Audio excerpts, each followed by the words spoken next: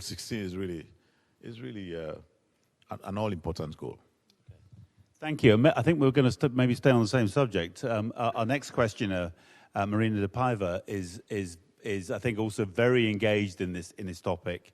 In this case, with the civil society platform for peace building and state building, so North-South organization. Marina, do you have a question for us as well? Yeah, thank you, Mark. I'm very glad to be here as well. And as many of you have said today, the international community is currently off track and in some places backsliding on achieving the vision of Goal 16 and on leaving no one behind. Recognizing this reality, this May 2019, in advance of the Rome conference, civil society came together to create the Rome Civil Society Declaration and outline key challenges, gaps, and opportunities around SDG16+. With this declaration, which has been already endorsed by over 130 civil society organizations around the world, we, as civil society, we call on all actors to fulfill their commitments to build peaceful, just, and inclusive societies. Our declaration provides specific recommendations for how to do this, including by implementing SDG16+ in an integrated manner with people-centered approach, promoting inclusive participation and partnerships, strengthening data monitoring and accountability, protecting and expanding civic space, increasing capacity building at all levels, and finally scaling up commitments and investments. My question to the panelists today is, how are you looking to advance progress in these areas through your own work, and in doing so, concretely, meaningfully, and urgently accelerate action on SDG 16+. Thank you. So I think maybe Lynn Rose, if you'd like to start off there.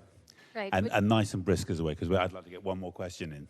Sure. It's very interesting because for youth as well, we have Rome Youth Call to Action, which actually focus on the same points that you've mentioned, like providing more spaces for young people, and which connects to the previous question actually, like when it talk about violence, and it's you know, when we for conflict affected areas, when we don't pay attention for young people and we don't have the holistic approach for victims of violence, the cycle will continue and would challenge the stability of institutions. And I think protection of young activists, for example, is very, very important as well if we talk about SG16, because if, for example, in the context of election, like in the Philippines, prominent is intimidation of young local voters, and that's a very, very important issue, because how can you encourage young people to participate in political processes if in the very start, like, you know, it's not a safe space to participate. So I think it's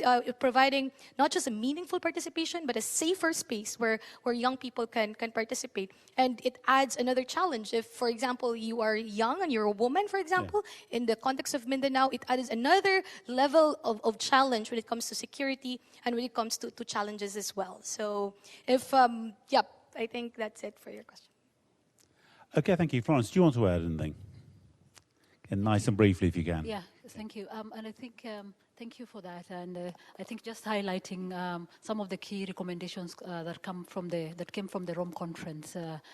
So I think one critical thing that we ought to sort of note is that for us to constantly always identify the causes of conflict, because I think there's a lot of things that have been recommended, but no action that goes with that.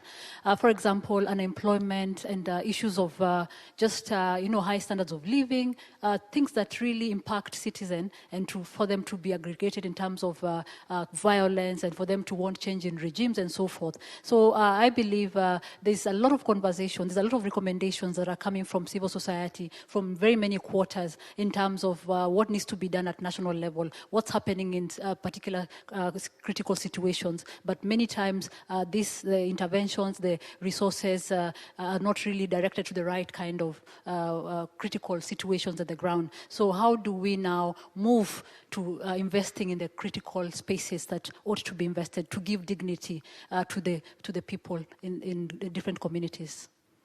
Okay, maybe just